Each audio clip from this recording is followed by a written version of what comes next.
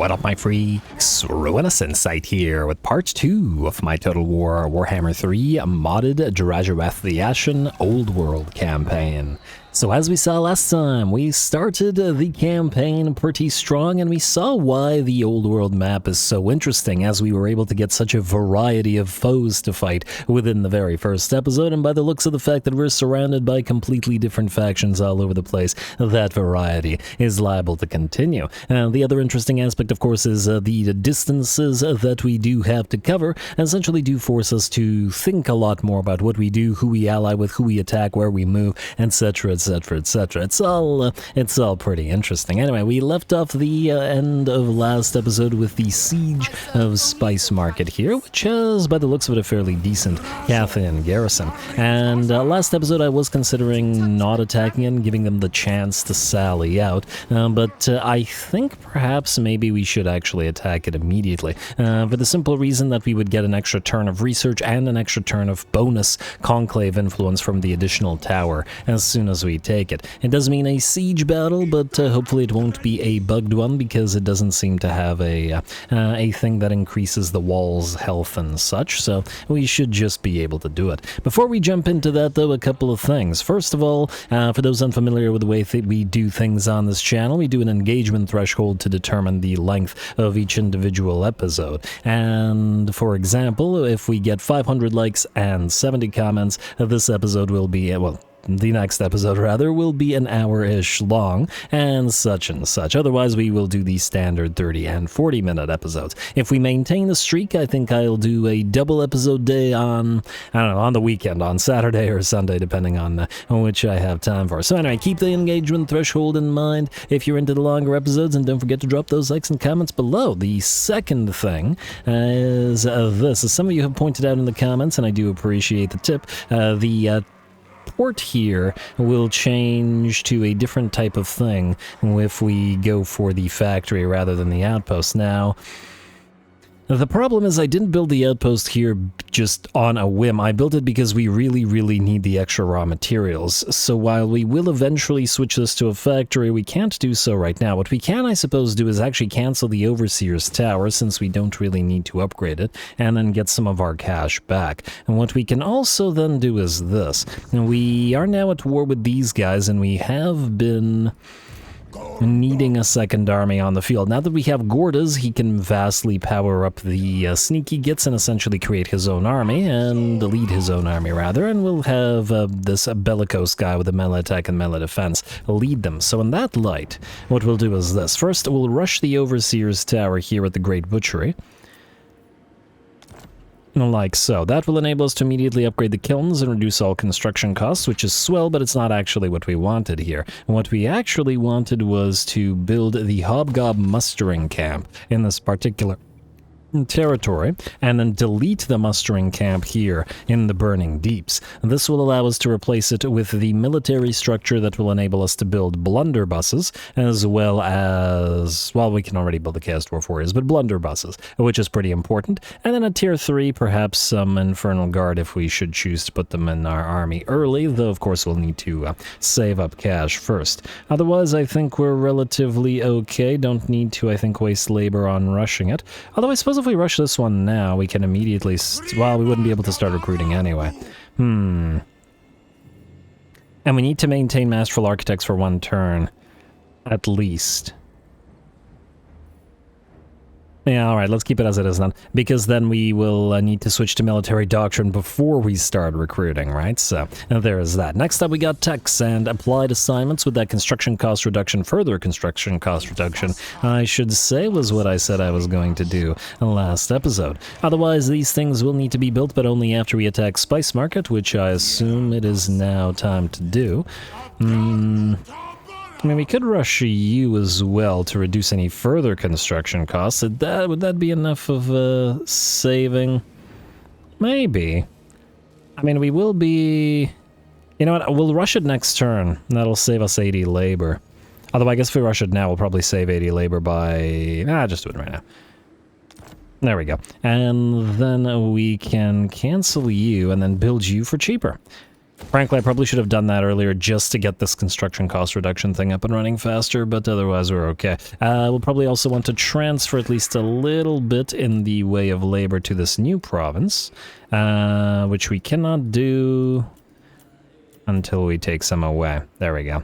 Gonna cost us a little bit of cash, and I think that's okay, maybe 400. We'll have to transfer 200 anyway. And by transfer, I mean we'll have to pop the, not the conclave influencing, although we could sell off a little bit of labor before the public order screws us over too hard. Minus 13, we could zero that out essentially. You know what, let's do the sell labor. If we're about to recruit a bunch of stuff, well, it's probably better to sell off labor in this province because it'll increase the money generation of the buildings, which is very little here. Yeah, fine. Let's do set an example instead. Control plus 15. And I believe that's all we can do for now. So, Drazh, it's time to strike, my friend, after we get you that healing potion. And since that replaced the Vila Hashat, we can put the Vila Hashat on you instead to support Drazh. Alright, nothing else to apply. Let's jump on in, shall we? Ooh. Pyrrhic victory as well. Walls, lots of enemy range units, including some iron hail gunners without armor piercing of theirs. Should be a pretty interesting fight. First siege, proper siege, go.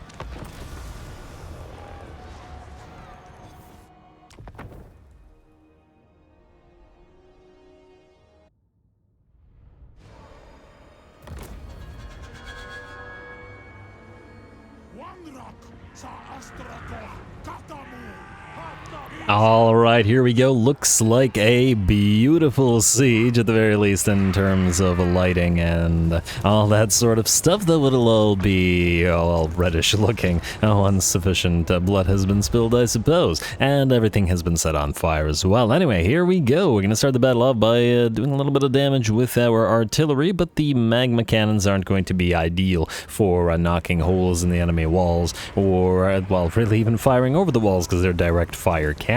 Meaning what we need to do here is try to soften up the enemy army with our range fire, which is what we're going to start off with, while we break through the gates and possibly take the walls via ladders as well. Alright, and fire away. Does look like there's an enemy magistrate up here, but also a bunch of the Jade Warriors. Of course, they do have tons of armor, and they do have their shields. But that's a lot of arrows coming in, and by the looks of it, a fair few of them are focusing on the Magistrate, which is down to about 25% of its HP. Lovely. And by sheer weight of fire, it looks like we are starting to bring the Jade Warriors down. That's a single unit, and we've got a heck of a lot of enemies to work our way through in this particular siege. Man, I hope that, I mean, it's probably not possible, at the very least I doubt it's possible, but wouldn't it be amazing if we could vassalize a, oh wait, can we even vassalize with this faction? Well, allying is unlikely. I was gonna say, I'd love to get some regular dwarf units mixed in with some chaos dwarf units. Imagine trains and thunder barges and gyrocopters all working together. Maybe even throw in a few Cornate motorcycles in the mix as well, or some soul grinders. Just like an all-mechanized army. I would absolutely love it. But we may have to contend with just chaos dwarfs and various chaos and Skaven stuff as well. The problem with getting a dwarf ally is that if we ally with Skaven or Chaos, which we are likely to do, to get their stuff, they'd all hate on each other and us for being allied with the dwarfs or vice versa, so there's that issue. Only we could find a somewhat sort of chaos-adjacent dwarf faction, but that's a little bit unlikely. Anyway, we are heading up the walls. We may not have our flying mount for Drazh yet, but hey, he can move up the walls fairly easily. Unfortunately, he, the Castellan, and Gordas can start working on the Jade Warriors up here. And Jade Warriors with halberds as well. We've got to be a little bit more careful with Gordas, because he is quite fragile if you're not careful with him, and just generally speaking. At least once his damage resistance ends. Looks like some Onyx Crowmen come down and decide to try to mob Drazh. Not sure that's going to be particularly effective, because there's a lot of range fire coming in. And of course we are climbing the ladders as well, but we wanted to send up our single entities first, simply because, well, they'll go up there a lot quicker. These guys are going to take absolute ages. As for who is climbing, that will be our 2 Chaos Dwarf range units, the blunderbusses and the fireglaives. They are fantastic if you can get them up on the walls and fire down upon the enemy. Now, unfortunate, there's a little bit of a bug here. It does happen on occasion, but maybe a lot. The Onyx Crowmen here have become stuck and become invincible, i.e. they are not losing any more HP. As there's a lot of weird stuff that sometimes happens with flyers on top of walls, and the unfortunate aspect of this is that all of our range units will, if not directly told to target other things, will try to keep targeting those invincible Onyx Crowmen and wasting all their shots, which is a bit of a shame. I guess at least some of the arrows will sail on by and land down upon the units below, but look at all of our units firing into them.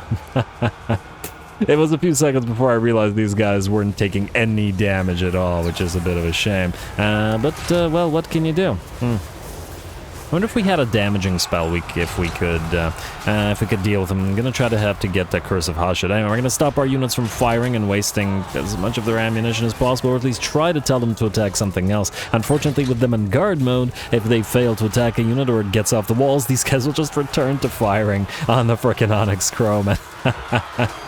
Oh, that's not good. It's not good because we really needed that ammunition. Also tried to target them with our magma cannons, but they don't do any damage to them either. Oh well. Anyway, at the very least, our fireglaives have made their way up the walls. These are still Infernal Guard, and while they may be range units, they are very solid in melee, and actually pretty scary with armor-piercing damage. Their weapon strength is a little bit lackluster, and while they can't get their anti-large bonuses against the Jade Warriors, but I think that they should be able to win against a relatively unbuffed unit of Jade Warriors in a one-on-one. And this is very much not a one-on-one, as we still have Drazh and our elites, our single entities rather, our lords and heroes, leading them into the fray. We do also have the blunderbusses in here, which would lose to Jade Warriors in melee combat, so we're going to try to back them off and then set them up here. Oh wow, camera. Set them up here and try to have them fire down into stuff. Maybe even get a few, yeah, there we go, get a few blunderbuss blasts into the unit from this side as well. Lovely. And of course the arrows will keep going, but we have to manually target each individual unit now that the Onyx Crowmen are screwing over our range capabilities. So, well, what can you do? Ooh, love the units of Fireglaives taking pot shots at units even while fighting on the walls. They're also taking positions and getting ready to get into a little bit of a shootout. Seeing some lanterns floating around, big old targets for the Fireglaives. Seems kind of like a perfect unit for the Fireglaives to set on fire and bring down. So we'll do so once they're in a nice position. There we go. The pew pew has begun. I also can't wait to do my own Cathay campaign. I've been waiting to try them in SFO for a fairly long while now. And it'll be pretty fun when we inevitably do. Anyway, trying to get a good camera angle. Sorry about the bouncing camera work. It's a matter of the wall being annoying. Anyway, how are those lanterns looking? Lost about 20% of their HP. I just want to double check. We've got 14% missile resistance on them, so not all that much. Just not a lot of Fireglaives firing at them as yet. Out here, it looks like most of the Jade Warriors have been cleared off of the wall. And oh, for the love of... Now our frickin' melee units are gonna fire all their precursor weapons at the Onyx Crowmen. Oh, this bug is making this battle a lot harder than it needs to be. But oh well, what can you do? Ooh, some nice shots from our magma cannons into those lanterns. Definitely some beautiful cinematic shots in this battle already, regardless of the Onyx Crowman issue. And yeah, I've said it before and I'll say it again, both Cathian territories and Chaos Dwarf territories and fights are just generally absolutely beautiful to behold, and this is absolutely, it falls into that category. Anyway, it looks like some Kadai have broken through the gate, or at least we're trying to break through the gate, and have managed to end up on this side, which is bad news for the poor peasants. Those little dinky long spears of theirs are not going to stand up to the Kadai, unfortunately, at least not without lots and lots of buffs on the peasants. That said, Kadai are quite fragile. We need to get that reforge ability either via Demon Smith or via points on Drazhoath, and thus we'll need to try to level him towards that as soon as possible. Kadai have taken about 30% of their HP and damage. so we'll have to watch out. Anyway, looks like we've taken up positions, blunderbusses and fireglaves alike pew-pewing and raining fire down upon the enemies below, even as the peasants and jade warriors alike try to escape the onslaught. The Chaos Dwarfs have entered the enemy settlement now, and while the Kadai and other units will take fire from all the enemy range units, the enemy, by the looks of it, used too many of its melee to try to hold us back, and now none are left to hold back the tide against the range units. Last of the lanterns is attempting to escape. Our fireglaves still gunning down the runners here. And it's they stopped their volley just as we got here. All right, come on, get another volley in there if you can, please. Come on, or are these guys too far now? That might be too far. All right, well, that's fine. We've got other places to look. We've got the Kadai getting back into the fray once again. Jade Warrior crossbows now, together with a bunch of other units. I see some Iron Hail Gunners in there somewhere as well. Alright, we're going to pop that Ash Storm to annoy the enemy, lower their speed, and increase their weakness to fire damage, pumping up the ability of the Kadai Fireborn as well. These guys will probably rack up a very solid kill count by the end of this battle.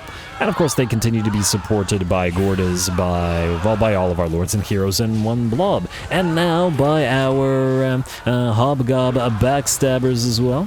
Sneaky Gits. Gordas is the backstabber. They're all backstabbers. It's part of Hobgob culture. That's what they're all about.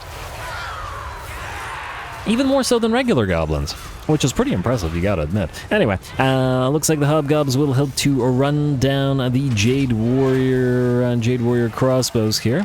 Oh, I want to say it's Skaven and vampires and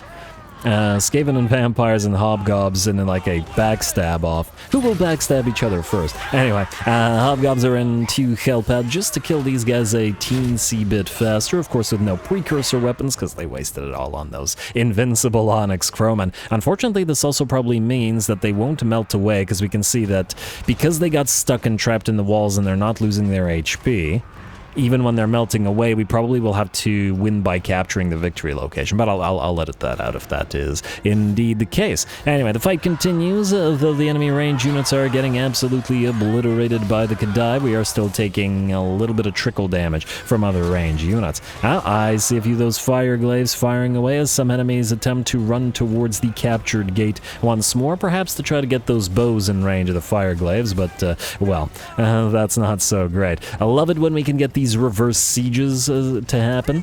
The situation is really, really nice for our fireglaves. Take the enemy walls and fire down upon the enemy below. Armor piercing damage a little bit wasted on the peasant archers, but all good. It looks like every single shot from a fireglaive finds its mark and destroys one of the poor units of archers. And they are targeting our Kadai, so we do want to bring them down, as the Kadai once again are fairly fragile. Surprising, the peasants are still in the fight, and we still got a little bit over half our ammunition on our pew-pew lasers as well, which is lovely to see. Alright, get another volley into them if you can. There we go. How are we doing out here? Ooh, look at those arcing shots from the enemy range units. We're going to have to back the Kadai away unless they start losing too many units. And in fact, they're down to maybe 40% of their HP, which is a little bit iffy. Let's speed it up a little bit as we work our way back into combat here. Have the Kadai chase down one of the units of Iron Hail Gunners, but we'll use or move our regular Chaos Dwarf Warriors to go after the enemy range units firing at us. While these guys will hopefully remain unharmed, but we'll help them out with a few of one of the units of Hobgobs, just to hopefully not lose any further Kadai. At least not lose any individual models. And ooh, it looks like we are starting to take enough damage on the Chaos Dwarf Warriors, shield and armor or not. And they are sufficiently debuffed to lose the occasional unit here, which ain't so great. Gordas is leading and will charge towards the enemy dragon-blooded Shogungan Lord. I was about to say, well, let's see. Looks like 1 out of the 3 hit. It's such a strong spell, but only when it lands. We really need the flying mount to make it count. On the ground, it's just not very good. I love those flashy animations from the dragon-blooded Shogungan Lord. Can't wait for for Jishu Ouyang to return from the Jade Court campaign from way back then. It was, I believe, our only Cathayan to join the Cathayan community canon, but that does make sense considering the Cathayan. Well, we only had one Cathayan campaign here so far. Anyway, they're all ganging up to destroy the Dragon-Blooded Shogungan, who's putting up a solid fight despite the reduction in melee defense and the fact that this is a lot of damage coming in. I can't get the camera any lower, unfortunately. This lantern seems to be an actual physical object, and thus we can't get too close to it. Oh, and this lantern was also not helping. Or street lamp, anyway. Anyway, the Dragon-Blooded Lord goes down on our Chaos Dwarf Warriors, though they have been brought down to 30% of their HP, are now in the fight with the enemy range units, and thus said range units are not firing.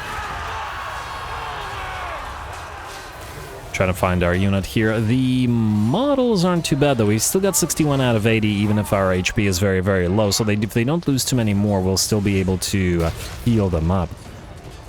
Okay, they should have made it so that the camera can pass through the street lights, because it's really quite annoying as it keeps bouncing up and down around them. Anyway, another Ash Storm definitely will be probably the most spammed spell that we have. Comes down on the enemy, but it looks like we need to do no further, as the enemy army will shatter and the battle will be ours. Minus the Onyx Crowman, of course, who will be unbreakable and stay on the field, so we're going to have to go all the way to the Victory Plaza, but I'll do it off screen. A very, very nice siege.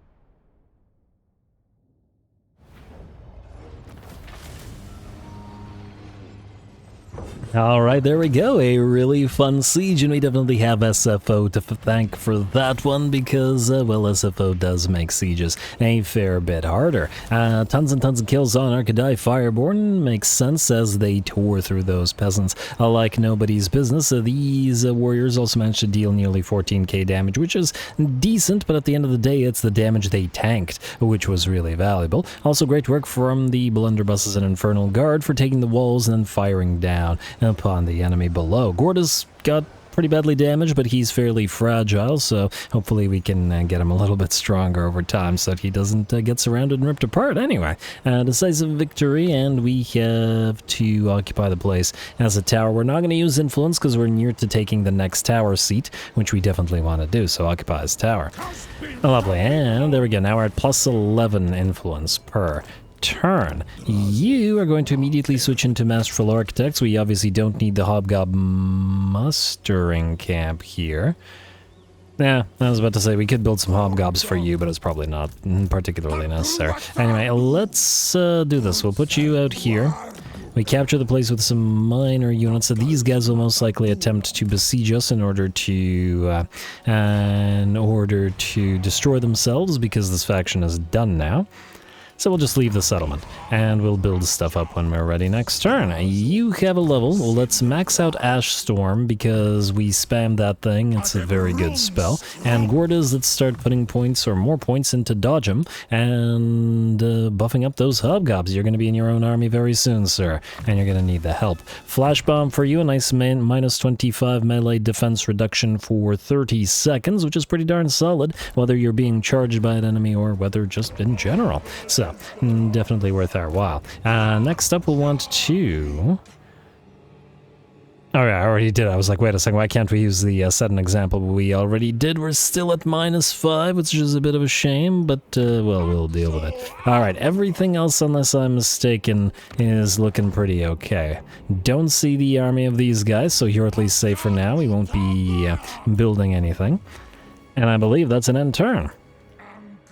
Actually, one other thing, for those that missed the announcement in the previous episode, the votes for the next 2 SFO campaigns are up and running right now over in the community. No, in the posts tab of the channel. I am going to be salty that they changed that name forever, because I'll always be calling it the community tab. But anyway, go ahead and vote, make your voices heard if you're interested in any particular factions. Let's end the turn and proceed.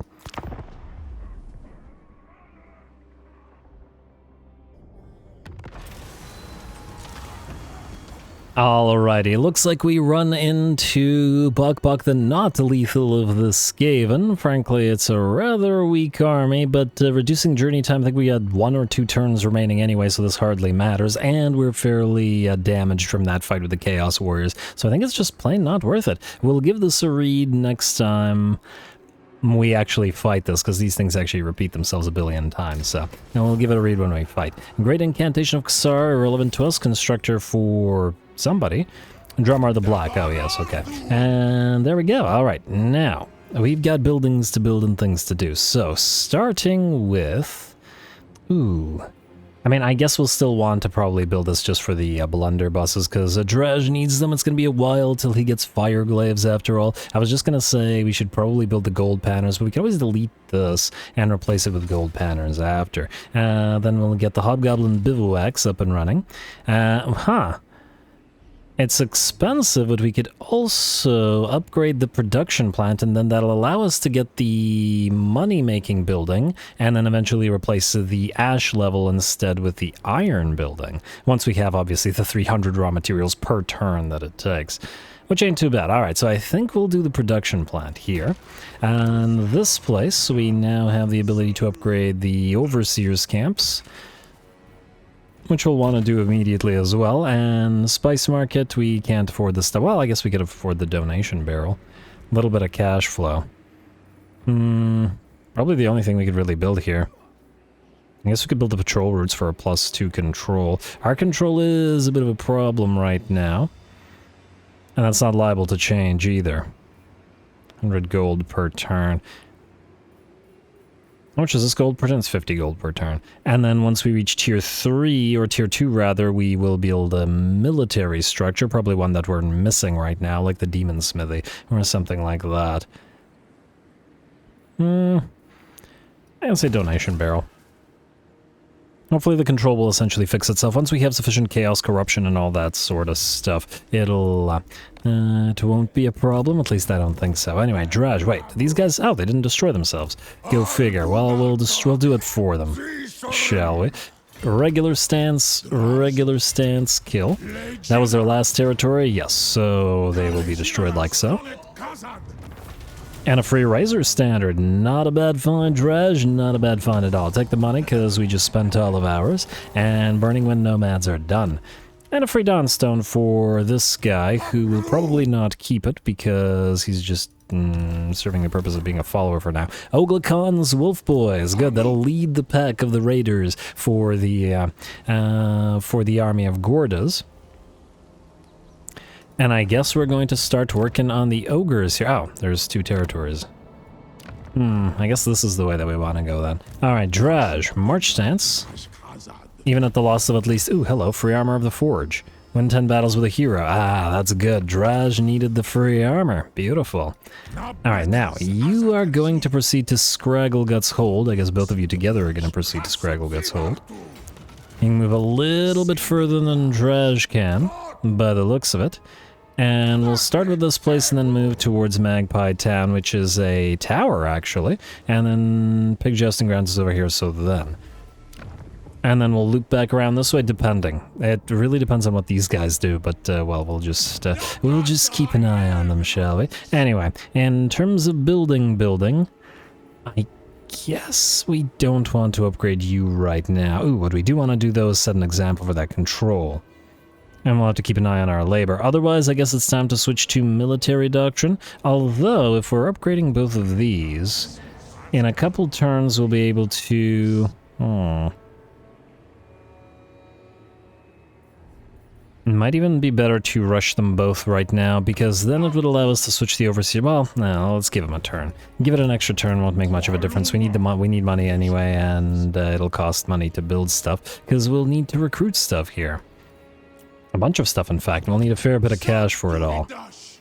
Alright, Ash level is coming as well, so we'll spend some of those armaments that we've acquired on more. Anyway, Garrison Lord and Assigned Skill Points, building upgrades available, outpost available, no, because there's a decent likelihood we won't keep these guys around, and Conclave Influence. Let's take our second seat.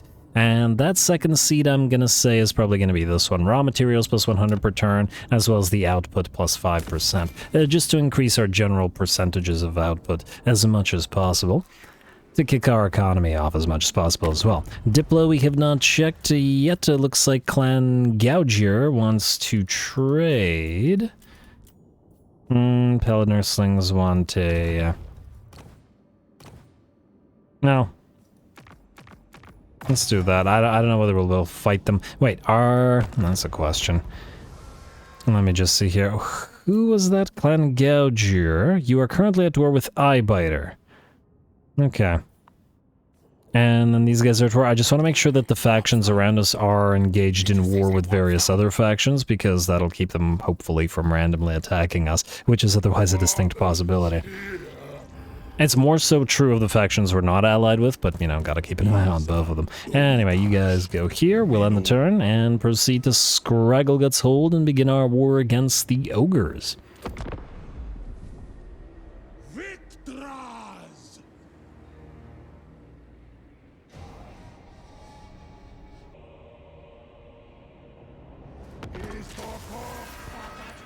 Alright, hello, what do we have here? Bones of the Maw and Man-Eater's Ogre Pistols. The most lucrative trade route this side of Cathay offers great profit for those strong enough to endure its dangers. Your convoy master has not only proven himself up to the task, but also returns with a powerful item from the mercenaries of the Ivory Road. That's a powerful item that he ain't keeping, though. Oh, free labor, too. And, ooh, hello. Korak is moving forward. Alright, that does mean we need to recruit 10. Well, we were planning on doing so anyway, so that's just fine.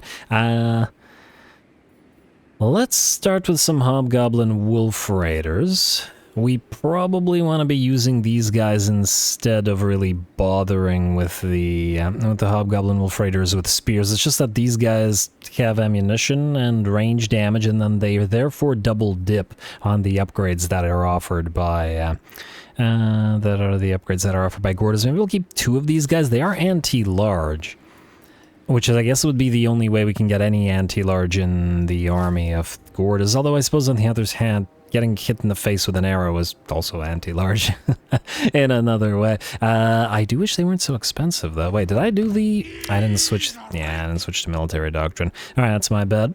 Should have done so. Let's switch it right now.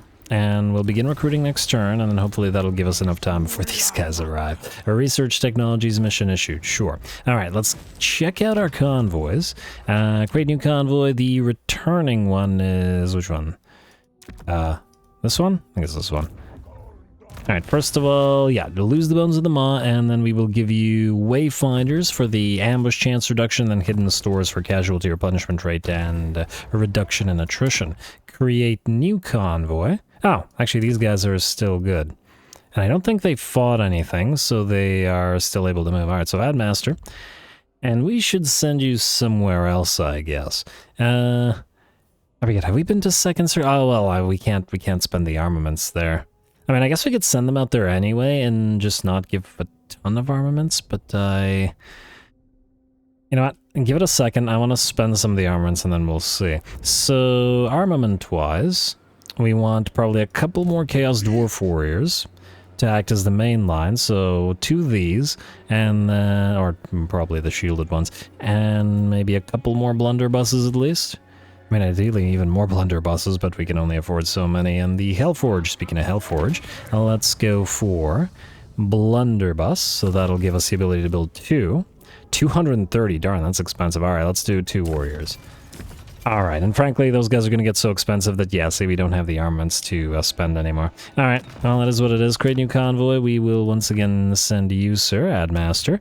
And I guess we'll send you this way. Have we been to Castle Drakenhof, or no, wait, we went to Gristle Valley. Let's go to Castle Drakenhof and then just minimize the amounts of stuff. Oh, darn, okay, wait, we gotta redo that.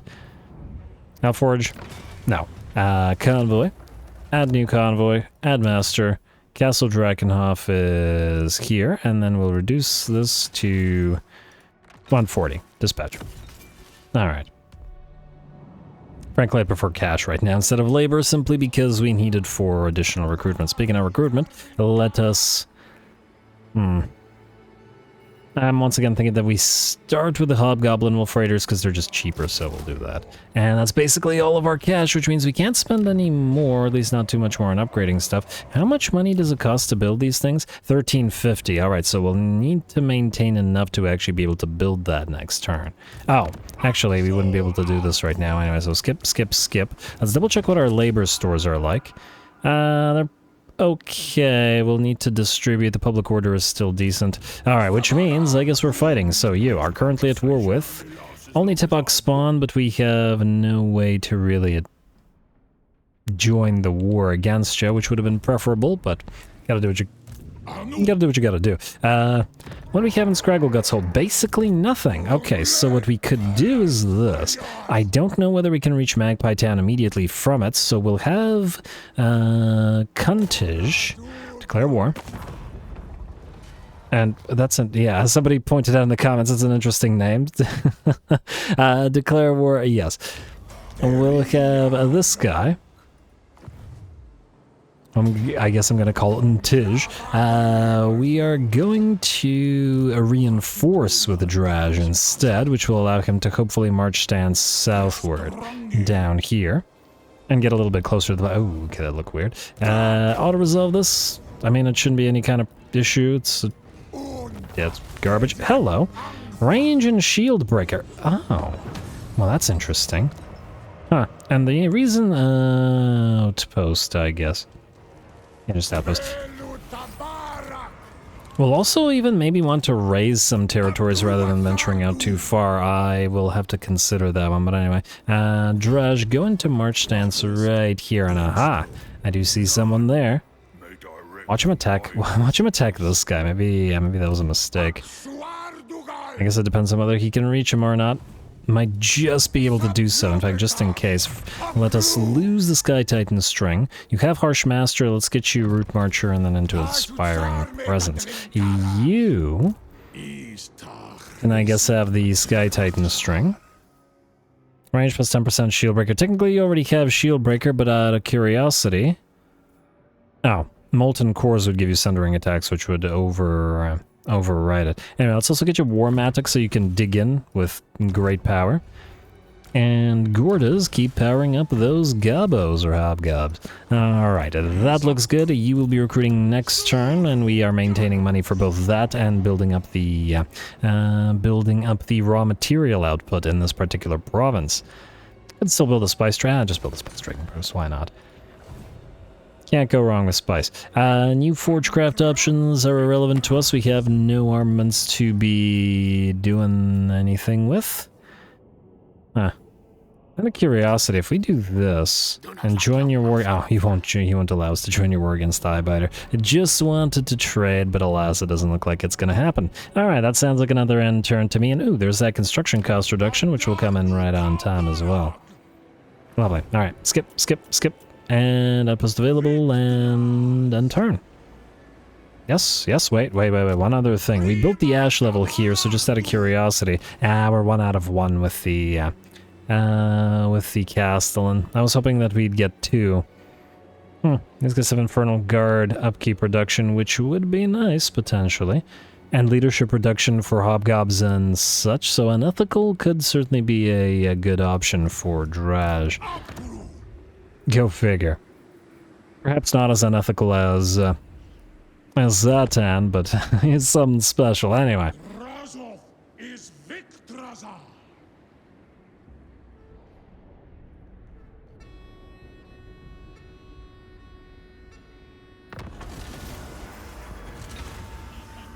Alright, ooh, free Black Dragon? I'll take it. A cacophony of roars and feral shrieks rings out ahead of your convoy. A dark elf beastmaster approaches.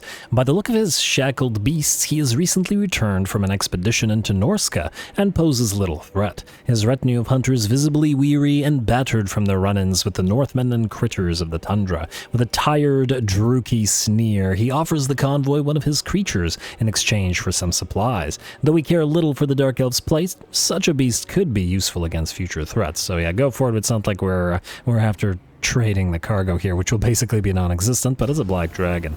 That'll help out nicely. And ooh, looks like our little friends here I've taken some of those replenish after winning, eh? And armaments cost for all unit capacity upgrades in the Hellforge. Oh, we wanted that one. Might have to steal it from you, sir. But anyway, they'll be probably looking to take their next ones afterwards as well if they're expanding like we are now. Wow, you can reach this. Huh. If we wanted to, we could reinforce again and... Go here. Might be the thing to do. And hello. Alright, let's do it like this then. You're gonna go here. A brutal business. Ooh, waste. Weapon damage increase. That's actually solid for our laborers. Only for a little while, but we'll take it. Auto-resolve this, so we'll reinforce again. And occupies tower, obviously. To increase our conclave influence once more, and a tiny, tiny bit the research rate. Speaking of the research rate, we now have that applied assignments. I didn't forget to select a tech last turn, did I? Well, if I did, it's too late. No, I didn't know that was this turn. Next up. Max cargo capacity, construction for ports, or income from refineries and armaments. Let's go call to war. We had started this and then we went off of it, so I think we still want the upgrades to our Chaos Dwarf infantry, especially as we are starting to use them, even if not in great numbers, and some numbers at least. Is it safe, I wonder, to attack this guy, considering... Well, we do want to get closer to the jousting pig grounds. Pig jousting grounds, whatever. Yeah, let's risk it. Do this. And just in case, though I doubt that these guys will attack us, they can reach us, so just in case they do, we're going to summon the Oglacan's Wolf Poison here, and then we'll trade it to Drazh. As we go, you keep following him.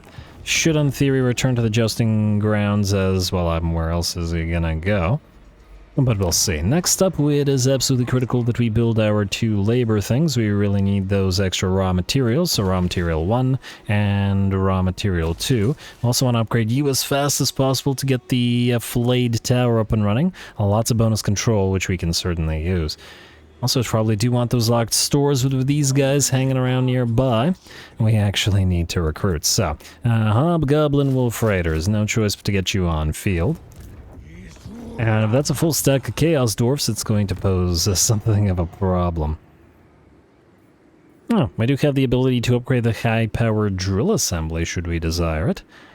Extra raw materials, extra armaments, it's not bad, though we can reduce the cost further by switching back to Masterful Architect. Since we're building right now, it's probably not as good of a use of our time. Though it'll reduce the construction cost. Wait, how many turns? Construction time -2 for all buildings, so essentially it'll bring it down to 1. We could risk it. I wish we had the money to... just do it. It'll save on 2 turns and we'll waste 1 turn not recruiting. I don't think it's a big deal, or at least I hope it isn't. We'll find out if we get screwed. Building upgrade available, and I guess that's another end turn, because what else would we be doing with no resources available to us? Wait. You're at tier 1, you need 1900. Actually, if we save for a turn, we could immediately upgrade Magpie Town or Spice Market to tier 2, which means we can hold off on this and do the towers instead. And thus we wouldn't have to waste our time not recruiting. There we go, that's better, go.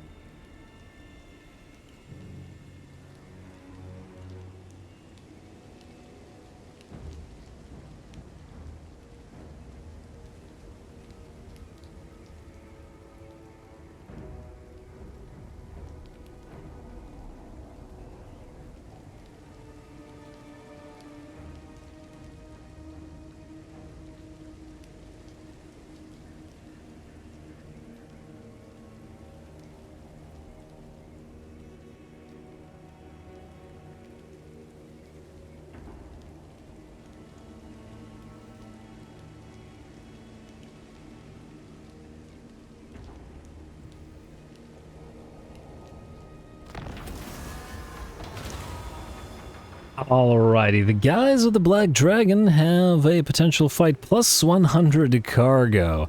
We could fight the Tomb Kings, but we would suffer damage, and we are not quite there yet. The 100 cargo isn't going to make much of a difference in terms of what we get either, so I think we'll bypass it for now. Move on. And, wait, how do they get 2? Wait, how do they have significantly more Conclave influence than we do? What? Are they perhaps selling labor to acquire Conclave influence? That's kind of interesting. Kind of surprised. What did they take here? They got the armaments, casualty replenishment rates, some solid ones. Well, we want to take the income from province capitals, so that's definitely, hopefully, one they don't grab. And we did want these two as well, but what can you do? Oh well. Research rate, a little bit of an increase, not by much if we grab this one, but in theory we should probably be grabbing them all anyway. Anyway. Drash, I guess you can reinforce again. You're probably not leveling up as much. Oh, no, actually you can't. This guy has to reinforce now. Alright, let's do this then. You're gonna go here, and we're gonna pop Drash into regular stance, then we'll hit Pig Jousting grounds. Like so. And that will not complete the province because we still need dire bogs. To resolve, let's also give you that. Auto resolve. And occupy as outpost again. We'll just keep everything outposty here, at least for now.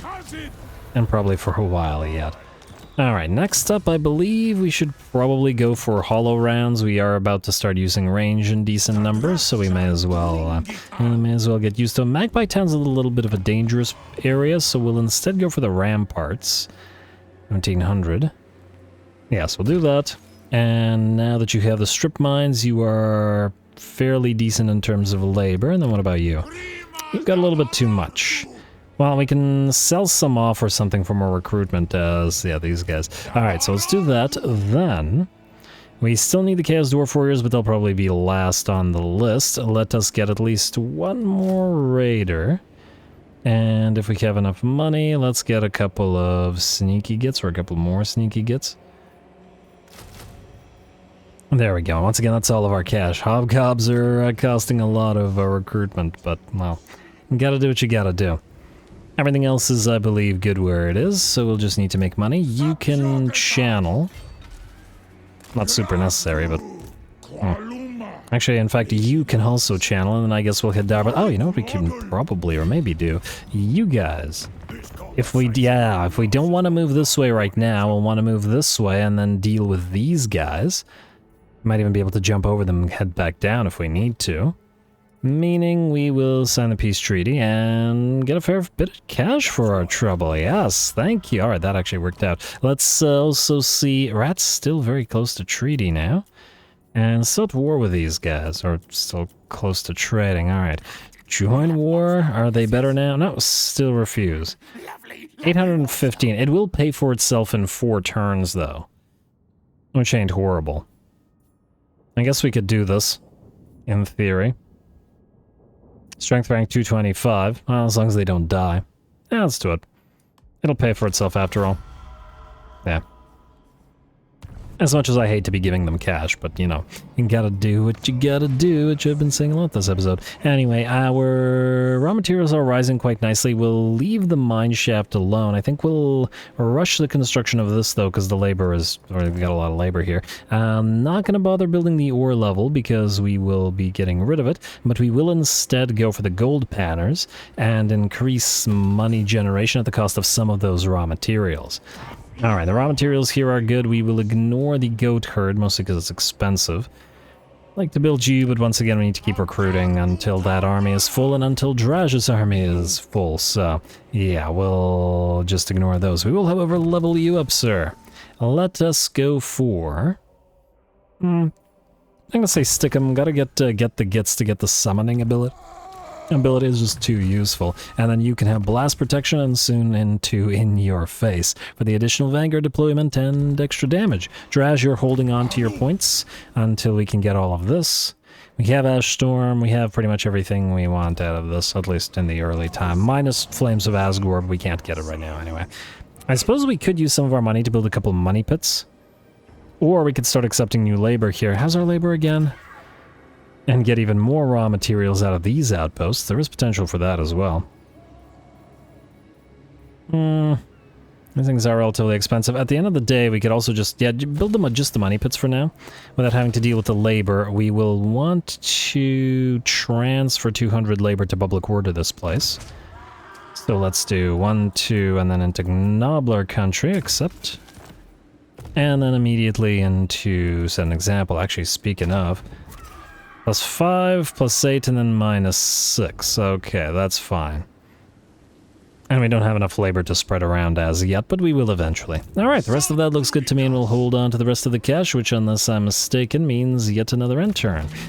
Skip, building upgrade, outpost, and more trading with the rats. What are you doing? You're still fighting these guys? Yeah, you're still fighting these guys. Decent likelihood that you lose against us, since you already have, but, well, in that case, then we'll probably just sort of unally you and betray you and take your stuff. If you don't have a full province, then then you'll probably never grow enough for us to actually borrow any of your units or use any of your units via the outpost, which would make it pointless.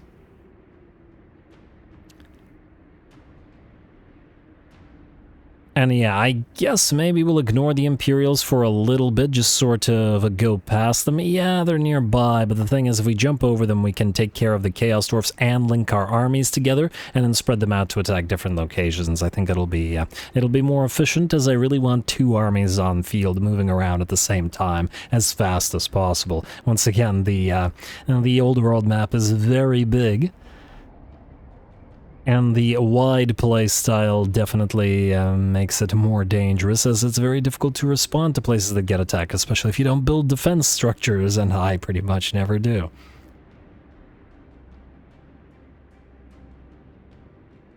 And I probably wasn't supposed to be talking during this end turn.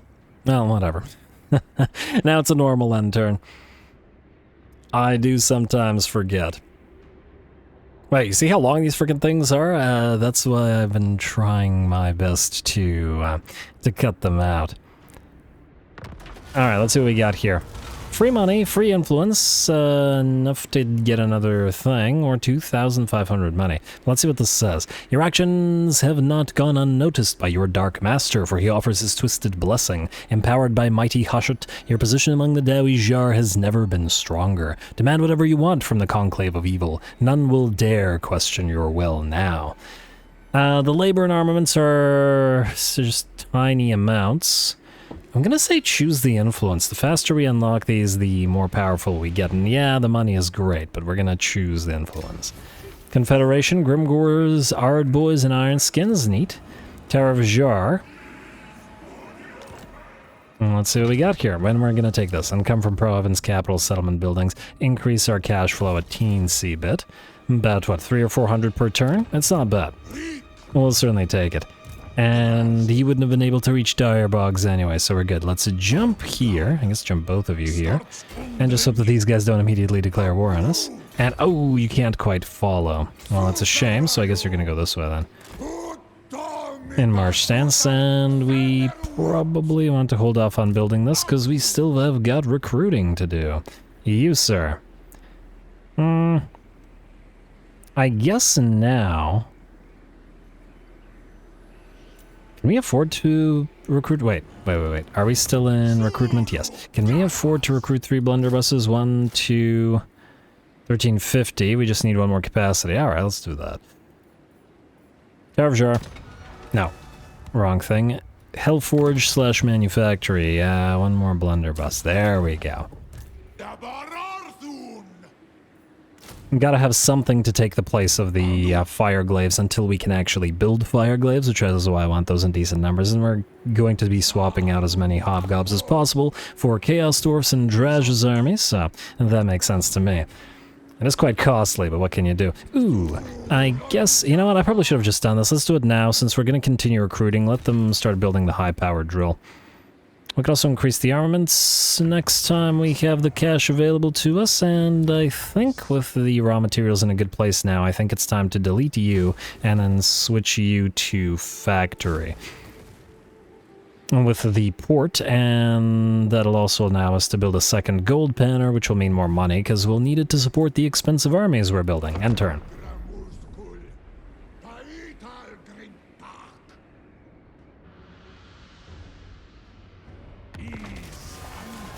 Alright, no developments of significance as yet, though that flooding is annoying, and we're going to have to sacrifice some labor here again. Ooh, we're going to be dropping labor-wise, aren't we? We won't have enough. Alright, so we're going to need to transfer. This also gives a -5 control? Yeah, okay, I thought it was a -15 control and freaked out. Set an example, I guess. Alright. And we'll need to transfer 200 labor from this place. Which, admittedly, no longer needs as much labor as it once did. Except this, like so. Then, I take it, yeah, this place wants to do the labor thing as well, though at least the public order loss isn't all that great right now. We will also want to upgrade the factory immediately. It's gonna take 5 turns. We could reduce it by 2, but if we're still recruiting, that hasn't really changed, has it? We still need 2 Chaos Dwarf Warriors. And that's the last of the Chaos Dwarf Warriors. Of course, we'll still need the laborers of various kinds. Well, not laborers, hobgobs of various kinds, but anyway, just build a factory. Armies are getting there. You go into, I don't know, as close to the sulfur pits as possible. Oh, and they moved away. Well, that's unfortunate for them, meaning this place will be a free attack. I'm a little bit worried that that there is an army here and we can't see it, so I think we'll actually move you here instead, just to not risk getting intercepted. Also, at the same time, you are still essentially just controlling laborers and stuff. And you'll most likely be a follower army, originally starting with laborers and then following up into various hobgobs later on. But for now, let's get you Tyrant, as I feel like every single lord should have Tyrant, with the possible exception of the legendary lords, depending on how point-hungry they are. They do have a lot of extra points to be spent into their unique lines, after all. Also, we got rank 11 to get Cinder Breath. Alright, so we're getting there. Alright, let us keep going. Ooh, what do we have here? Dawijar Destruction, raise or sec. And we won't reach it in 2 turns, unfortunately. But it's still 20. I gotta remember that quest. I have a bad habit of forgetting to do those, but well, what can you do?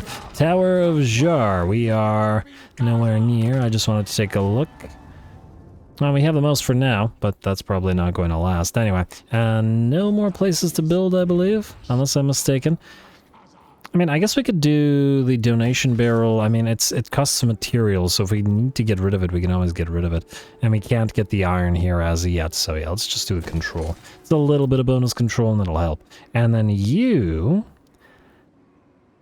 Yeah... I'll trade a little bit more raw materials for a little bit more gold. We need it right now. And even more here. And I guess we'll do this at an example as well.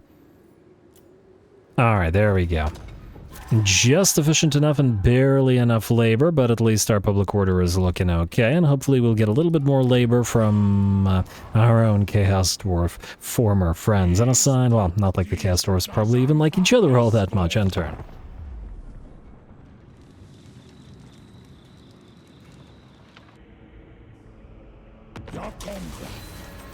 Hey, there he is, Mr. Korak. Alright, and hollow rounds are completed, convoy is done, and a free crown of skulls. Hello. The hunger and ward save, though unfortunately I believe one of our quest items is one of these items, which is actually, by the looks of it, somewhat inferior.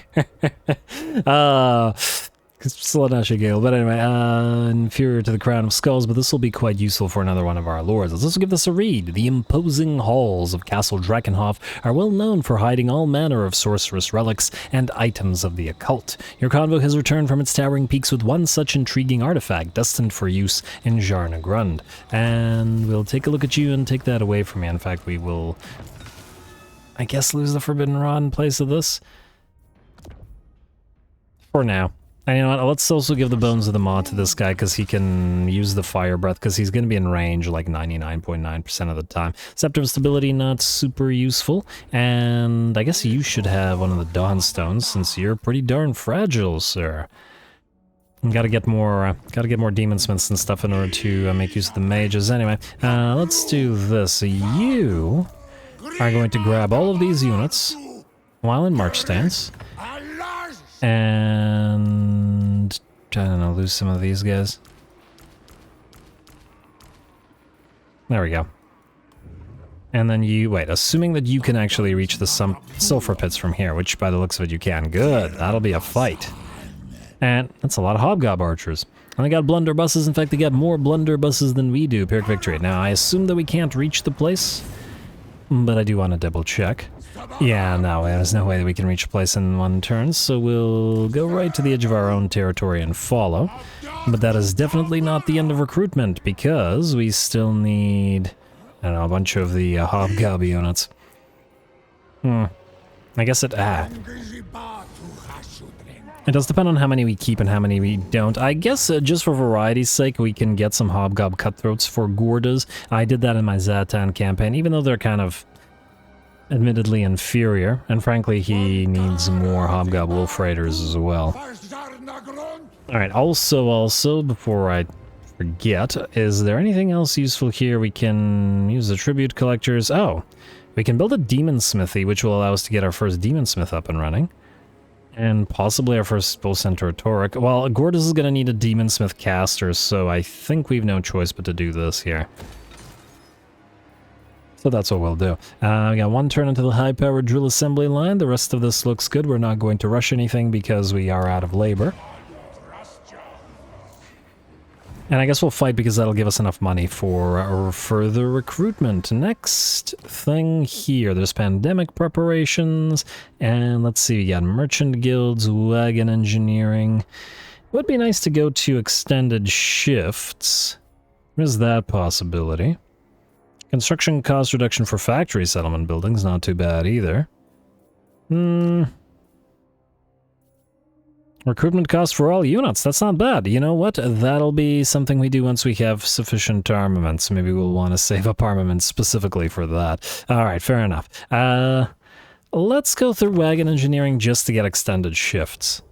And we'll see about other stuff afterwards. Alright, and I didn't send a new convoy, did I? Alright, let's get you up and running again, Sir Admaster. We've been to Drakenhof. We've been to Gristle Valley. I guess we go to Black Crag. And we don't have to actually carry a lot of stuff, we just want the free item. So we'll do you. And wait, actually I just want to double check something. Which one are you? Ooh, these guys are still damaged.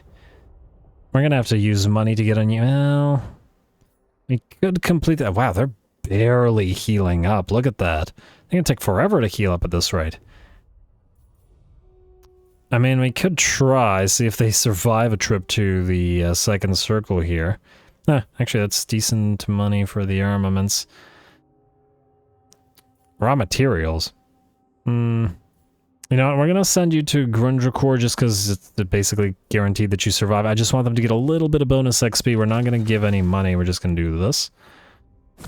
And just because it's close by. I'll let them level up, and that way they won't die, and then we won't have to waste our money because we need it for recruitment over the next turn or so. Time to fight Korak, and I was gonna say Chaos Dwarfs, but there's only a few of them compared to the numbers of Hobgobs, but that's actually lore accurate. The regular dwarfs are not numerous, and the Chaos Dwarfs are even less numerous. Go.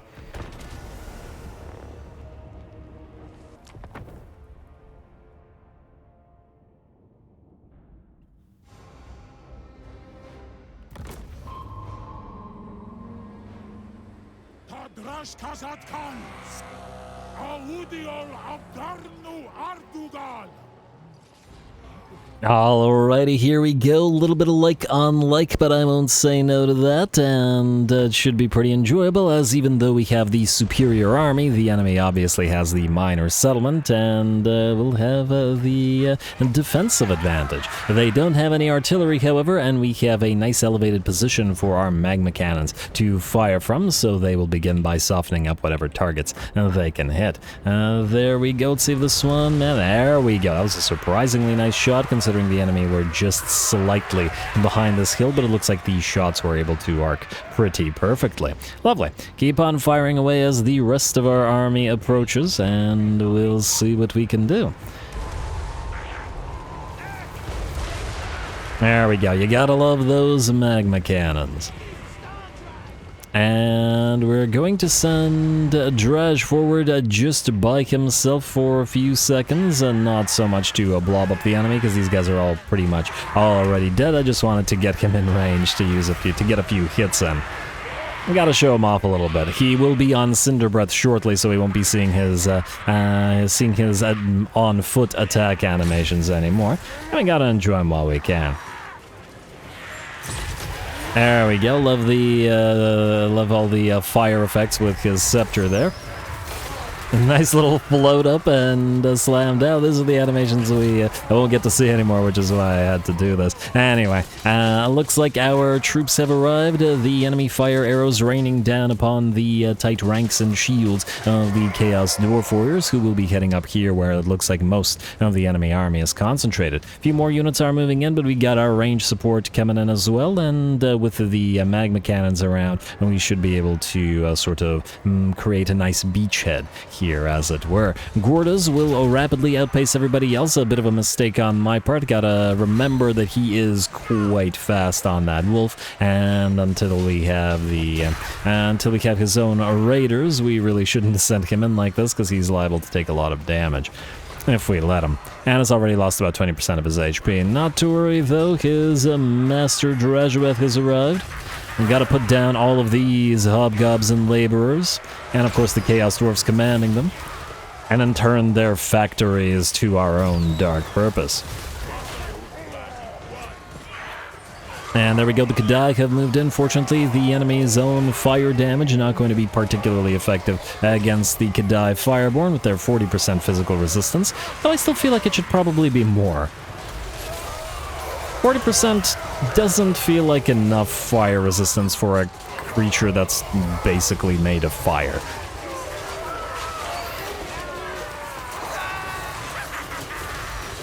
And I'm almost completely sure that there are other units in the game that have a lot more fire resistance. I want to double check, like Phoenixes. Phoenixes are also made of fire, right? But they have insane amounts of fire resistance. I don't remember the exact numbers, but I remember struggling against Phoenixes with fire damage in battles past. Anyway, speaking of fire, looks like the magma cannons, the poor little hobgob, magma cannons and the arcing shots of our hobgob archers are doing fairly well against the enemy archers, as we do have the numbers and the better sort of concentrate fire, the better ability to concentrate our fire.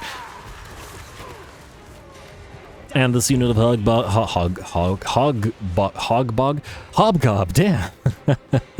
Now I have to, oh, okay, no, I'm not doing it. I know somebody, at least somebody thought that, oh, we have to have a unit named Hogbog or whatever now, and that'll just confuse me to no end, so no, I'm not doing it. I won't, and you can't make me. Anyway, nice shot from that with that burning wrath. Looks like it does actually manage to hit at least a few units, and spins to win them apart. Range fire continues to come down upon the enemy, though by the looks of it, these guys are going to charge forward. Bad idea on their part, because it'll once again put the magma cannons in actual range of them. And we got the blunderbusses here as well, so these guys keep trying to close the distance. There we go. I love those street sweepers. And with magma cannon fire coming on the back of that hobgoblin cutthroat unit is, by the looks of it, obliterated down to a single hobgob. Alright, we are still fighting out here, however. Drazhoath's still in the center of his formation with Gordas. Probably, well, since our other units are moving up, they won't be working together for too much longer, as Gordas will be able to go off on his own into his own army. He may be a legendary lord or he may not be a legendary hero rather than a legendary lord, but he does effectively make an army that is centered completely around him, so he may as well be one. It's just that the Chaos Dwarfs will still be contemptuous of any of the hobgobs, and it's not like they'd allow them to lead a proper army.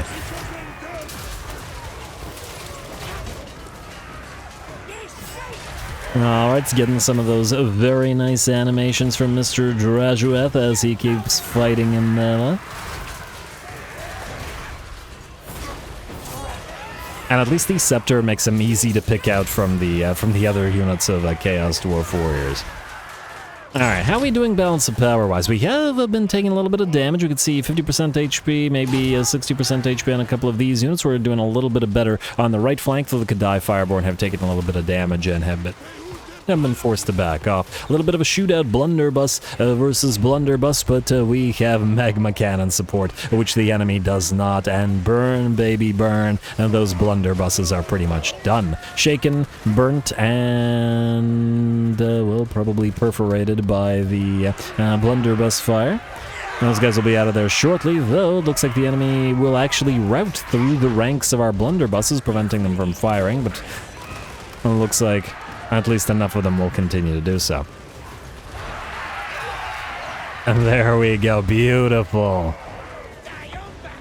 You gotta admit, all the Chaos Dwarf kit is very, very flashy. And yeah, once we get some coordinate skull cannons in a couple of our armies, I think they will look very nice with all of this. Blood shrines will work nicely. Once again, Khorne has a lot of really good stuff that we can work with. And does fire damage as well, by and large, which means we'll be able to buff up the stuff that he does further. Try to get some flamers of Tzeentch, and as somebody already suggested in the comments, some warp fire throwers from the Skaven as well. Gotta love those flamethrower units. I'm actually kind of surprised that the Chaos Dwarfs have such a limit on the flamethrower units. We have that Regiment of Renown Iron Demon, right? But then that's pretty much it. We don't have a direct sort of flamethrower unit, whereas the regular dwarfs do. They have actual flamethrower units. Does that shock anybody, or is that just me? I feel like if anybody would make use of a flamethrower unit, it would be the Chaos Dwarfs. Maybe they just don't want to be, don't want to be associated with their less corrupted cousins, that they know that they have iron drakes with flamethrowers, and then they don't want to repeat that.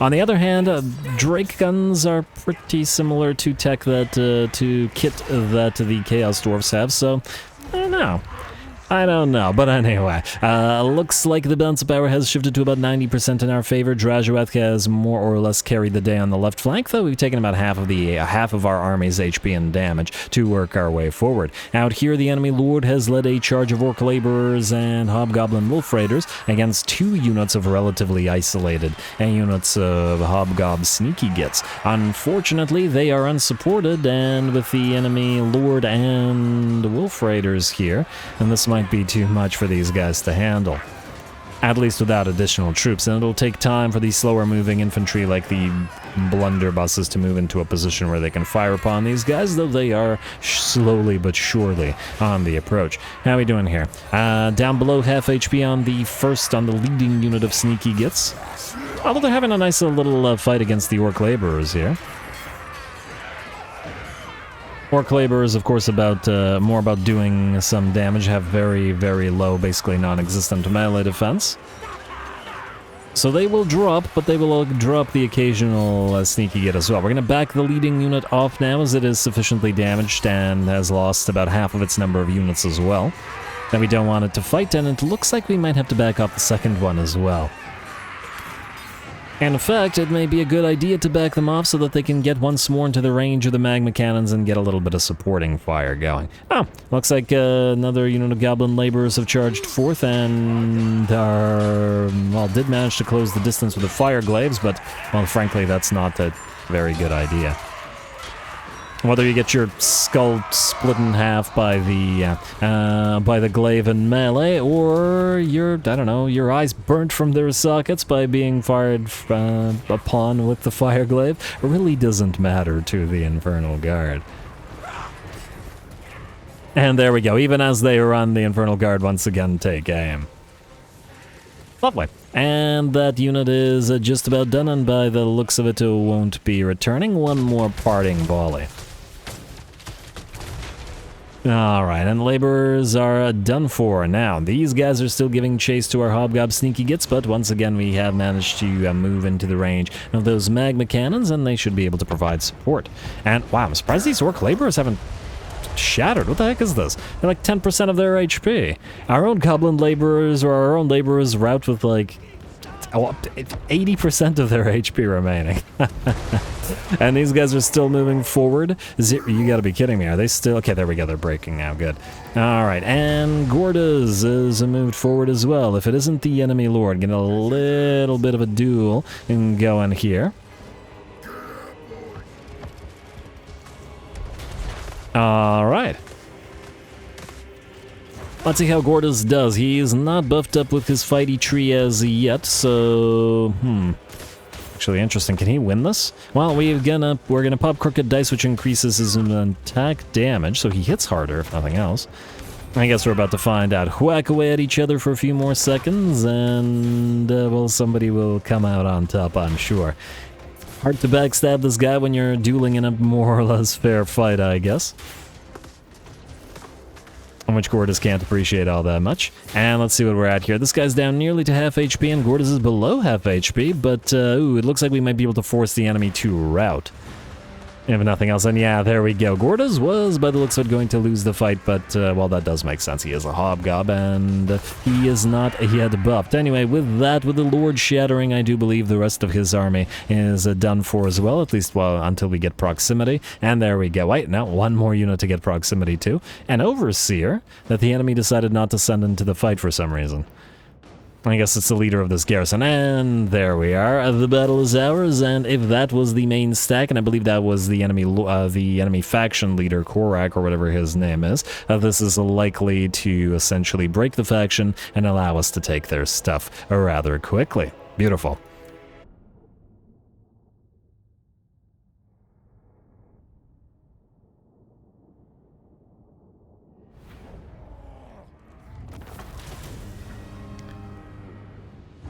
Alright, very nice. Certainly had to work for that one a little bit. A decent bit of casualties and a bunch of our hobgoblin sneaky gets, but they did plenty of damage themselves. The Infernal Guard Fireglaves had a little bit of a more tough time in this particular battle, as they didn't really have a good firing angle for most of the time. And solid kills and solid damage on the Chaos Dwarf Warriors as well. Alright,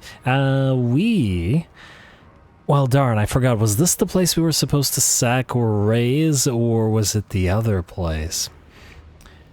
I'm going to assume it's the other place. I hope I'm not wrong. We'll occupy this as outpost for now. And am I wrong or am I right on this? Okay, no, yeah, it is. Labyrinth of Razors is what we were supposed to do that to. Ally mission successful, and actually out of curiosity. Oh! Huh. Wait, we can't vassalize? Really? Chaos Dwarfs are one of the factions that can't vassalize anybody? You'd think we'd be able to vassalize Chaos factions, considering, I mean, binding demons and turning them into Kadai is kind of like doing that.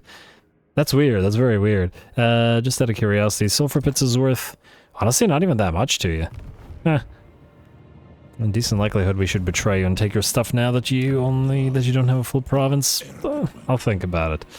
I still would want some soul grinders from them anyway. The rest of you are okay. Drazhoath, you need to heal up for a turn. You're level 10 now and certainly getting there. 2 more levels and we'll get into Towering Heights. Infernal Castellan, in your face, please. Vanguard deployment and explosive missile damage. And Gordas, go for another point and stick 'em. Okay, you know what? Maybe 1 point in replenish troops first. Frankly, whatever army you end up in is going to need it. Now, was it this turn that we built the... Yeah, it was. Alright, so we'll wait on that. Labor. +6 here and -12. I guess this place is going to be negative control if we don't trade it, which is a possible reason to actually trade it, huh? Gonna have to give that some thought as well. Now, diplomacy. I just want to check real quick. Clan Grutnik, who is at war with Krasgrak and the Zufbar, are doing stuff. They're not willing to trade, though. I would have preferred to have done that. But if it's not an option right now, it's not an option. Alright, and I guess that's another end turn. We do still have to continue... Oh, I forgot to recruit stuff, or at least I almost forgot to recruit stuff, which would have been unfortunate. Let's build a... I was about to say build a cheap hobgoblin mustering camp here, but I guess not right now. What we do want to build is this. 2 Chaos Dwarf Warriors. I'll probably keep Who hobgoblin sneaky gets in this army? Okay, we need to calculate. So we have 1, 2, 3, 4, 5 units that will be replaced. 6 if we count Gortys. So 1, 2, 3, 4, 5, 6. And we'll have 1, 2, 3, 4, 5 units which we can keep. Meaning we need to recruit 5 more units. Unless I miscounted that horribly. But if I did, oh well. We were still gonna go after some hobgoblin cutthroats, so we'll start with those and we'll continue. I feel like I miscounted that, but whatever. Too late. I'm not doing it again. Assign skill points, building upgrades. Let's end the turn and proceed to the Labyrinth of Razors and try to get ourselves that cash. Yeah, it'll be two turns short. I really wish that timer wasn't so short either, but what can you do? End turn.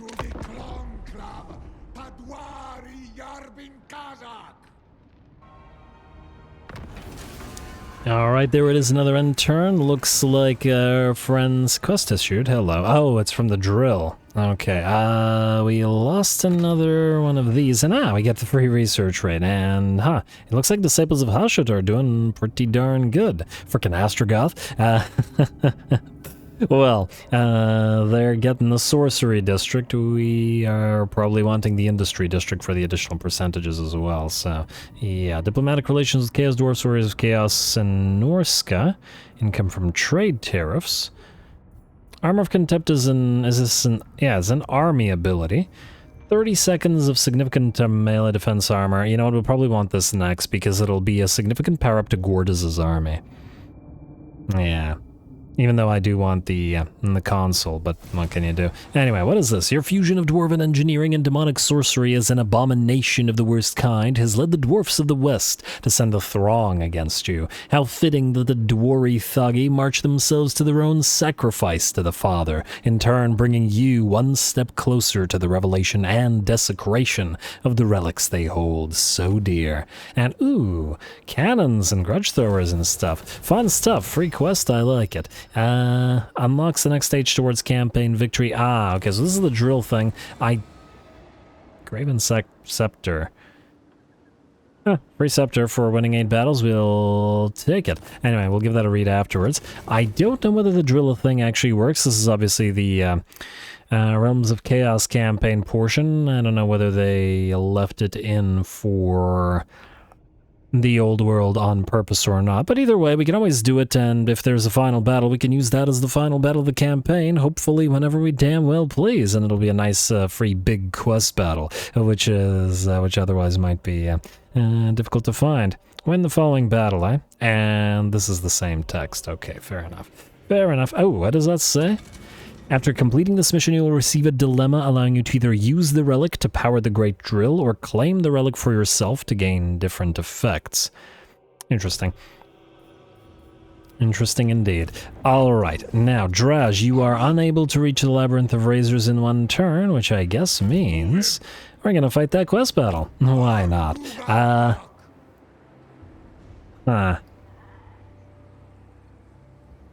I guess for the quest battle we may want to transfer some of the units to us. Can't go wrong with more blunderbusses. Probably wouldn't want to transfer Gortys out of it. I'm hoping we still have enough movement range to be able to reach the Labyrinth of Razors after with the march stance, although, ooh, it'll be close. It might... Oh, let's just hope. Let's see what else we have to do. We'll calculate how many units we need afterwards. I want to see about building. Labor is still in, if not dire straits, at the very least we don't want to deal with it or touch any of it right now. We do have money, but we need it as it is, especially as our generation is dropping. Frankly, if we get a little bit more labor, we should rush the Black Causeway and get another one of these gold sluices up and running. And obviously we're not getting anything out of this really, except a small amount of cash. We'll probably want more materials and such there. If once again we can get the ports of the Dragon Isles, assuming that there are a bunch of ports in the Dragon Isles, we can use make a bunch of factories there. Though our main province will, by the looks of it now, maybe become all factories? I don't know. This deletes all buildings, right? So we'd have to lose the tier 3 kilns, which kind of... I don't like. Also, we can increase our armaments, but the raw materials are fine because we still do need to upgrade the main settlements. So we'll leave it as it is. Alright, I think we'll do the quest battle. Draj, you are going to grab these units and not be in march stance. Alright, so we'll take Ogilcon's Wolf Boys as well as the Chaos Dwarf Warriors and all the blunderbusses. Then we will lose, I guess, 2 of these guys and something like that. Only 1? Keep 2 of them just in case. Alright, like so. We'll leave the 2 Hobgoblin Sneaky Gits and the 2 Hobgoblin Archers, and then we'll replace them afterwards with some stuff by trading Ogilcon's Wolf Boys and Gorda's Backstabber away. But I think we do keep them for the quest battle just in case. And also on level 14, we'll get the Blazing Beards of Bajorak, so maybe in anticipation of them being in the army, which they probably... Oh, wow, 381 upkeep. That's intense. Maybe in anticipation of them being in the army, we will want to keep a 3rd Hobgoblin Sneaky Git, which will mean getting more Hobgoblin Sneaky Gits for Gordas, but there's a bunch of other stuff that he wants to get. Alright, rest of this is good, or at least I hope it is, because we're fighting. Where's this quest battle? The Graven Scepter? No, Sacrifice and Revelation, that was it. Yeah. And you can teleport? Yes.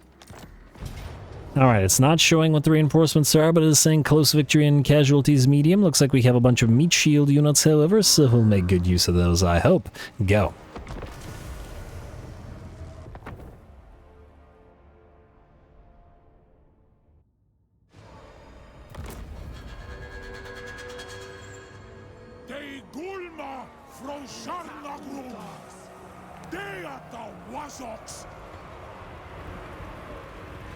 Alrighty, here we go. Should be a pretty interesting fight, a pseudo-quest battle, or at the very least a scripted battle here against the regular OG Dwarfs. And ooh, the magma cannons unfortunately absolutely fail to hit the enemy cannons back, and the enemy cannons, with their higher accuracy, have already dealt about 30% damage to one of our magma cannons. A little bit iffy. We may not win the shootout, and so we're not going to play fair. Now, Gordas has his Ogilcon's Wolf Boys with him, and they're going to charge on in and move towards the enemy artillery to silence them so that we don't lose that artillery duel. Alright, one more shot from those magma cannons. We'll run into the flames as needed. Just gotta make sure that these guys all stop firing. So, Ogilcon's Wolf Boys, this is up to you. We'll run across the entire line of artillery units and prevent any of them from doing anything. Lovely. Kadai are moving in. We are also going to drop a Dreadquake Mortar Barrage, which is available to us apparently, as I guess proximity to the Dreadquake Mega Mortar in the Black Fortress is working nicely for us. We're also flanking the enemy with our sneaky gits, but of course our allies are holding the line, and we did just drop a Dreadquake upon our own allied Goblin Laborers, which is what they're there for. Alright, our units of range, or at the very least our Hobgob Archers, are helping out the enemy Hobgob Archers, but it looks like enemy reinforcements arrive and they actually move in from the back. Fortunately, we did keep the Chaos Dwarf Warriors behind to guard the magma cannons. We knew there were reinforcements coming and we didn't know where they'd be, so we allowed the enemy to use their troops in melee and kept our own melee back, specifically for this purpose. The gyrocopters will still have to be dealt with, but fortunately we should be able to deal with them fairly well with Blunderbuss and with Fireglaive alike. There we go, a few nice volleys and they're down to about 30% of their HP. Beautiful. And with these guys protecting the rest of our army from range, our other range units, our Hobgob Archers and our allied Hobgob Archers, are able to still fire. Gyrocopters falling from the sky, a couple magma cannon shots, and ooh, looks like some of those miners have blasting charges, which are going to hit one of our units of Chaos Dwarf Warriors, though it looks like with their armor it's not going to do too much. About 10% of their HP. Definitely have to be wary of one of those hits into our Gobbo units. Out here, it does look like one of the miners just barely managed to make it towards one of our magma cannons, so we're going to have to back off, but fortunately with the units of dwarf warriors guarding them, it looks like we'll be able to engage all of the miners. Unfortunately, another unit of miners has arrived right in the center of our formation, essentially, charging the Chaos Dwarf blunderbusses with many a unit of miners. We're going to have to turn, we're going to send Drazhoath back to try to deal with them, and, well, try to get some melee units in here, as it's going to be a concern. And, ooh, looks like a nice volley from those blasting charges into one of our Hobgoblin Sneaky Gits units. Takes about 30% of their HP. We're going to slow the enemy blob of miners down with an Ash Storm and a little bit of extra damage as well via the weakness. And we're not done yet, as a third unit of miners also gets onto the field and also hits us sort of center in our line. They may be only miners, but they are appearing in very irritating places here, so we're going to have to deal with them. Kadai Fireborn will move to try to block off as many of them as possible. Looks like the enemy has also brought a gyro bomber with it this time. It looks like every unit of miners has brought a different kind of gyrocopter unit. Gyrocopter with brimstone guns, and now a gyro bomber. And we're going to focus the heck out of this thing as much as possible. Fortunately, the blunderbusses, the fire glaives, the arrows, they will bring it down rather quickly. Oh, lovely, and it will crash upon the miners and the Sneaky Gits below. It looks like the miners will book it on out of there against the onslaught of the Kadai and the magma cannons, which have turned towards them. Hopefully Kadai resisting the fire damage. And there we are, beautiful. And once again, I find myself wishing that you could make this little end battle sort of thing go away so I could take screenshots, because sometimes the game gets you some really funny or just great shots at the very last second. But anyway, all good. A lovely little quest fight. We won't get the same kind of reward as we would for a quest battle for like an item, but you know what? It was a great fight.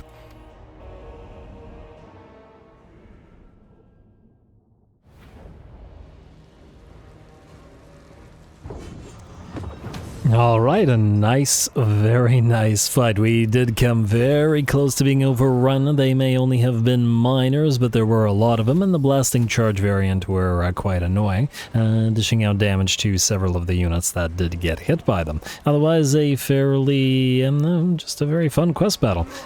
We are going to... while we do have labor issues right now, I'm gonna say we're still going to take the money, because we need to upgrade a bunch of stuff, and the recruiting does yet continue. Captured in battle, the Western kin are slaughtered one by one, and offered as sacrifice to Hashut, the father of darkness. The great bull god is pleased with the savage offerings, and reveals the locations of 8 dwarfen relics.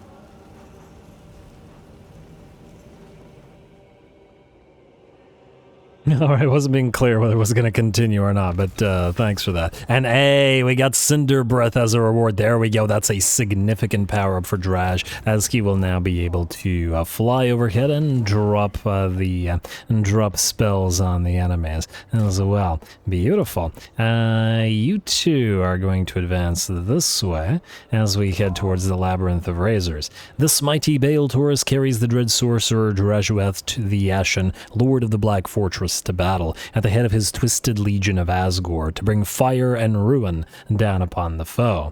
Alright, and Great Drill Primed unlocks a final battle if we use 4 corrupted ancestor relics to provide power to the Great Drill. We'll give that a read if we actually end up doing it, which I guess does depend. Hey, that gave us a little bit of labor, which is quite nice. Minus 20 in Pig Barter Road. Oh, that's here. Yeah, it'll probably be a good idea to trade it. Let's build the Hobgob mustering camp and then trade it now, well, once it's worth more money. And maybe we will keep the this little Nurgle faction around right in the midst of our territory. Hope they don't plague us up too much, but, well, I guess we'll see. At the end of the day, it might still be worth it just to have access to their units, because who knows, whether Kugath will survive or whether we find him, etc., etc., etc. What do we do with the money and stuff that we currently have other than the recruitment? Oh, well. Once again, let me just take another quick look at this. So, assuming that Drazhoath loses Gordas, he'll...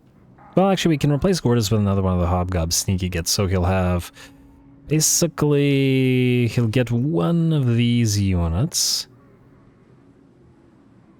I guess we'll give him a unit of Hobgob archers. So we'll trade that. Then we'll have 1, 2, 3, 4, 5. Wait.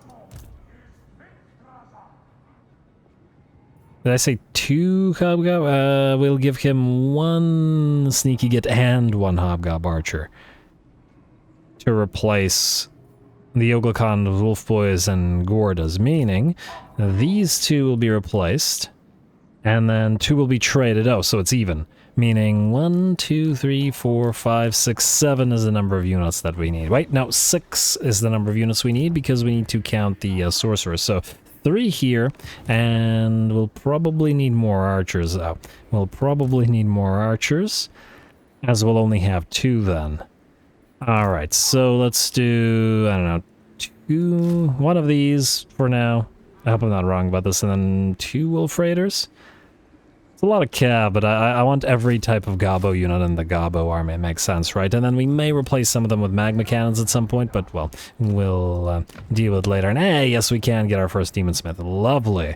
As for the type of unit, we'll mostly be doing fire damage, so we'll want either a Demon Smith, Sorcerer, or Fire.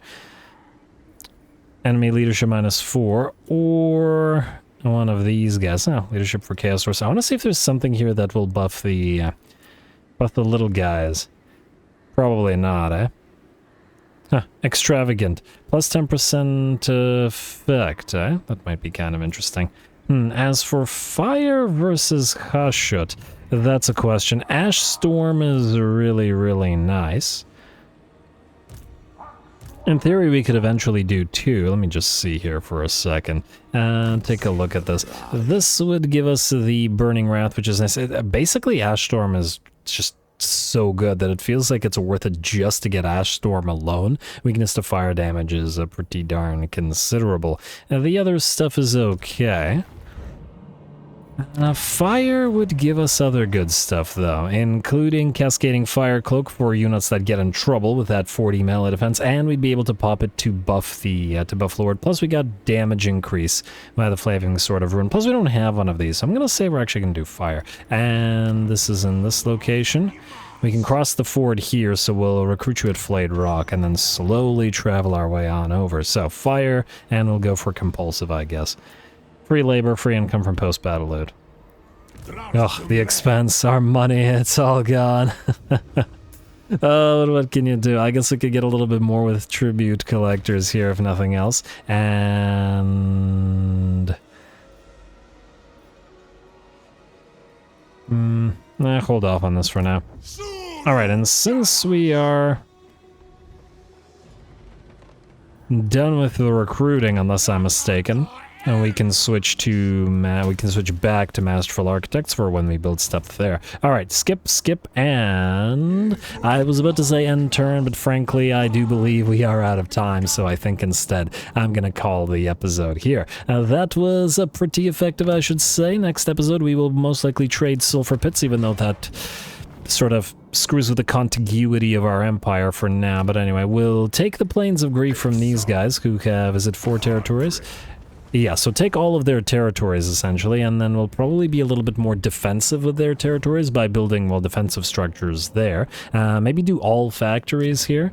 I'll think about it. What does, wait, what does Obsidian do for us? Let me just see here. It's increased raw materials, eh? Then maybe not all factories. Let me just see here. Technologies. Obsidian Marble provides plus 15 raw materials output for the entire province. Aha, meaning we'll want this entire place to be outposts then, but still build defensive stuff. There is then potential to maybe switch Nobler Country to factories, as Spice Route is going to remain outposts, and we'll probably do factories in Lower River Ruin. But anyway, plan is next time we take this defense setup and then start moving southward towards Pig Barter, border and fighting the Imperials, or Southern Realmers therein. We are approaching the Desolation of Azgorh as well, which should darn well belong to us. And we'll see what's going on over there and whether there are landmarks to acquire. Cinderbreath's debut next time. Stay tuned for it all. Don't forget to leave those likes and comments below, especially the threshold for the longer episodes. All glory to the algorithm, and keep on working.